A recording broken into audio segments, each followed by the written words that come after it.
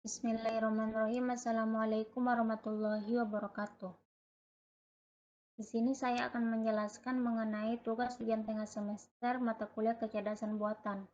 Sebelum itu perkenalkan kelompok kami dari kelompok 8, yaitu dengan anggota Nur Fadila M. Arifah, yaitu saya sendiri, yang kedua Muhammad Nur Fauzi, yang ketiga Alif Utama, dan yang keempat Lukman Hakim.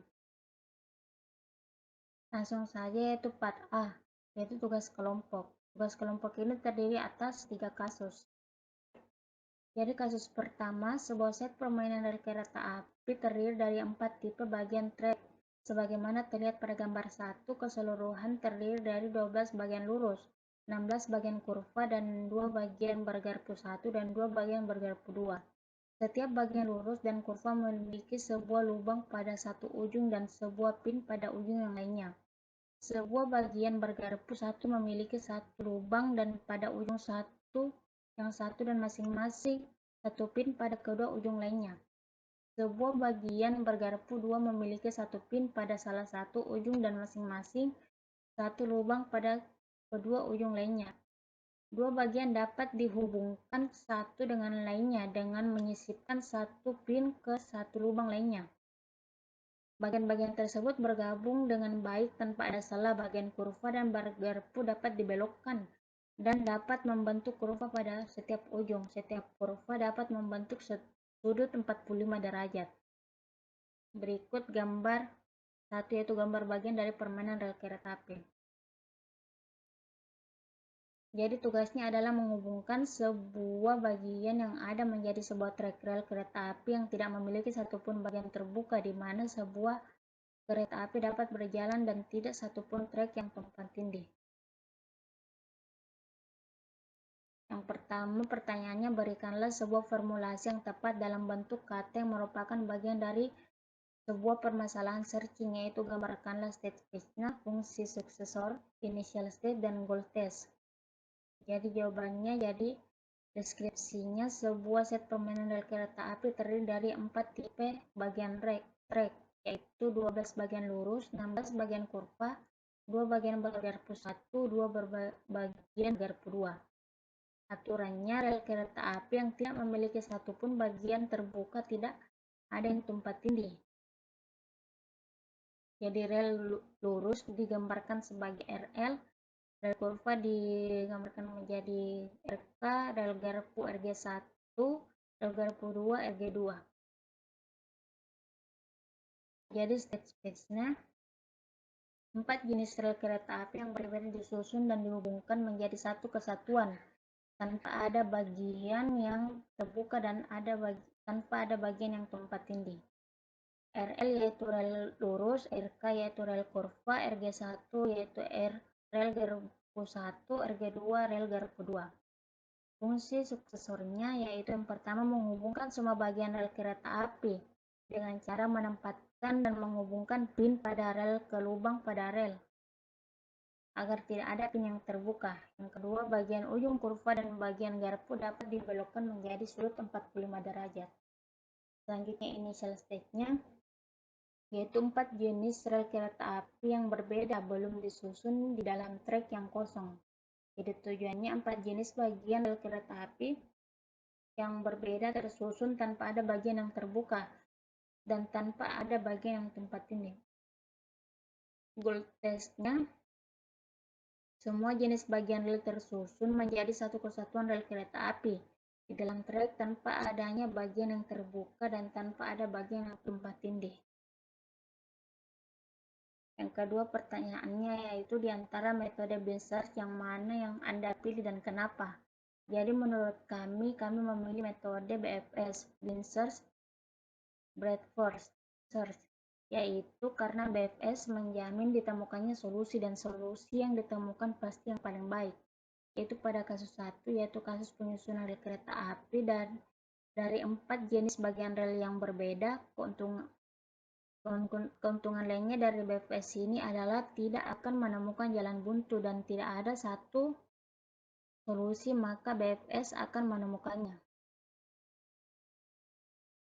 Yang ketiga yaitu jelaskan secara singkat mengapa dengan menghilangkan bagian manapun dari bagian bergarpu dari set permainan di atas akan membuat masalah tidak bisa diselesaikan. Turunkan sebuah kondisi yang penting tetapi tidak cukup untuk setiap set permainan kereta api yang diberikan. Gunakan 4 tipe bagian pada gambar 1 untuk memperoleh sebuah solusi. Jadi, jawaban kami yaitu jika menghilangkan bagian dari rel bergarpu dari set permainan, maka rel kereta api akan tidak akan sepenuhnya terhubung dan akan ada salah dari rel kereta api, dan akibatnya kereta tidak dapat berjalan pada rel. Karena rel bergarpu adalah bagian yang penting dari sebuah rel kereta api, karena dengan adanya rel bergarpu maka akan menghubungkan bagian rel yang lainnya, hingga menjadi satu kesatuan tanpa adanya salah karena sesuai dengan goal dari kasus rel kereta api ini. Selanjutnya kasus 2. Jadi pada kasus 2 ini, sebuah grup dari N kendaraan diidentifikasikan dengan 1,2, sampai dengan N. Dapat bergerak dalam sebuah N grid persegi panjang. Dalam kondisi awal, setiap kendaraan ini dilokasikan dalam bidang I,1, berarti berada pada kolom ke I dan baris pertama. Tujuannya adalah untuk menggerakkan kendaraan ke bidang N I+1, N. Ketentuan kendaraan harus bergerak ke orde yang berlawanan pada baris ke N dari grid. Pada setiap langkah, setiap N kendaraan dapat bergerak satu bidang ke atas, bawah, kiri, atau kanan, atau tinggal pada bidang yang sama.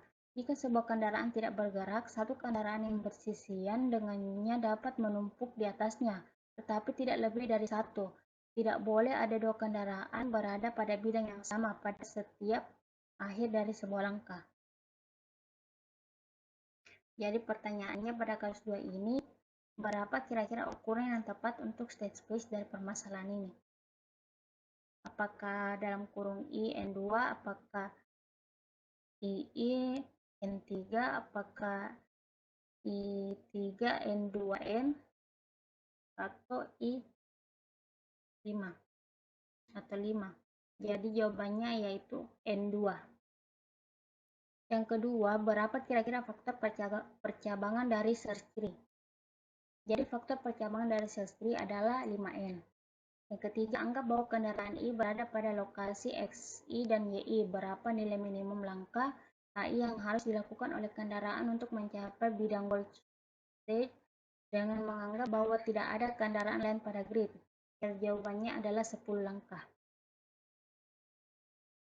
Selanjutnya kasus 3. Jadi kasus 3 ini diberikan sebuah peta perjalanan dari sebuah negara bagian di dalam bentuk sebuah graf, di mana setiap node dalam kota dan setiap edge adalah sebuah jalan yang menghubungkan dua buah kota. Graf dibentuk di mana setiap dua node dihubungkan dengan sebuah jalur yang terbentuk dari satu atau beberapa edge yang berhubungan. Setiap edge IJ diberi label dengan panjang L, IJ dari jalan antara dua kota I dan J. Dua pasangan IJ dan JI mempresentasikan edge yang sama. Dengan kata lain, edges tidak berarah. Setiap dua kota dihubungkan sebuah edge pada peta tersebut. Sebut adjacent. Dua bisnismen A dan B mulai dari dua kota yang berbeda pada peta berturut-turut A dan B. Mereka ingin bertemu di satu kota manapun untuk mendiskusikan sebuah proyek baru. Untuk mencapai sebuah goal, mereka bergerak dalam langkah yang berurutan. Pada setiap langkah, kedua A dan B mulai bergerak pada waktu yang bersamaan, dan masing-masing mesti bergerak dari beberapa kota I ke kota yang berhubungan J. Baik A atau B tidak dapat tinggal pada kota yang sama.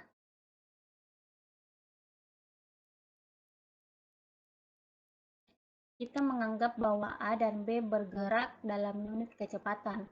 Jadi jumlah waktu yang bergerak dari kota I ke kota yang bertetangga J adalah sama dengan panjang L IJ. Jalan antara dua kota karena A dan B tidak biasa berjalan dengan jarak yang sama pada setiap akhir dari setiap langkah, mereka mungkin tidak akan mencapai kota baru berikutnya dengan waktu yang sama. Orang yang tiba lebih dulu pada kota yang baru harus menunggu sampai orang lainnya tiba di kota yang sama. Orang yang satu harus menelepon orang yang lainnya jika mereka masing-masing tiba di kota yang baru, sebelum langkah berikutnya dimulai. Dengan kondisi di atas, kedua bisnismen harus bertemu secepat mungkin. Dan ingat bahwa tujuan mereka adalah bertemu di satu kota, bukan di tengah jalan. Jadi, formulasikan masalah ini sebagai sebuah masalah state-based search.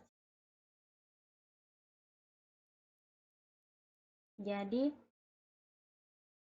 formulasikan masalah ini sebagai sebuah masalah state-based search. Jadi, yang pertama, apa state space-nya?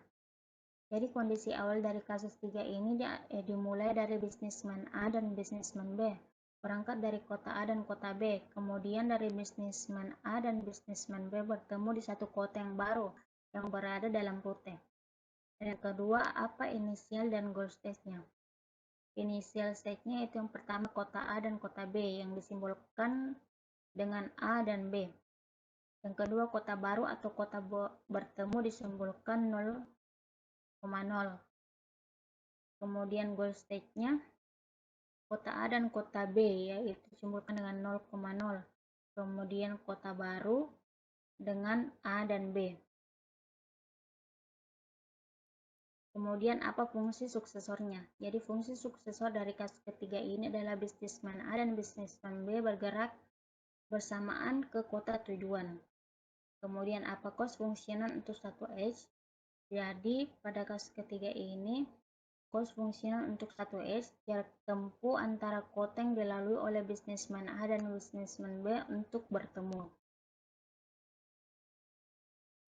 Selanjutnya part B yaitu soal perorangan, yaitu atas nama Nurfadila M. Arifah, yaitu saya sendiri.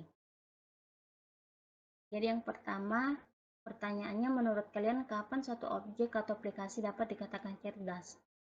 Jadi menurut saya pribadi, suatu objek atau aplikasi dapat dikatakan cerdas saat objek atau aplikasi tersebut dapat melakukan suatu hal yang dapat memudahkan manusia, baik untuk dalam menyelesaikan masalah ataupun mengerjakan sesuatu untuk membantu manusia dalam pekerjaannya. Bisa dikatakan objek atau aplikasi dikatakan cerdas apabila objek atau aplikasi itu dapat melakukan sesuatu sebaik yang dilakukan manusia. Yang kedua, pertanyaannya, jika Anda disuruh untuk mengembangkan suatu produk AI, apa yang akan membantu masyarakat dalam mencegah penyebaran dan penanggulangan virus COVID-19, apa yang akan Anda buat dan jelaskan. Jadi, di sini jika saya disuruh untuk mengembangkan suatu produk AI yang akan membantu masyarakat dan dalam mencegah penyebaran dan penanggulangan virus COVID-19, saya akan mengembangkan suatu teknologi berupa jam tangan pintar yang terhubung dengan sebuah aplikasi yang dapat memantau kondisi kesehatan pengguna seperti mengecek suhu badan pengguna secara rutin atau real time. Apakah pengguna mengalami demam atau tidak, sehingga pengguna bisa mengetahui saat mengalami gejala awal dari COVID-19. Jam tangan pintar ini akan memberikan peringatan dini bagi pengguna agar pengguna melakukan pemeriksaan lebih lanjut apabila mengalami gejala awal dari COVID-19. Itulah penjelasan mengenai tugas ujian tengah semester mata kuliah kecerdasan buatan. Kurang dan lebihnya mohon dimaafkan. Wassalamualaikum warahmatullahi wabarakatuh.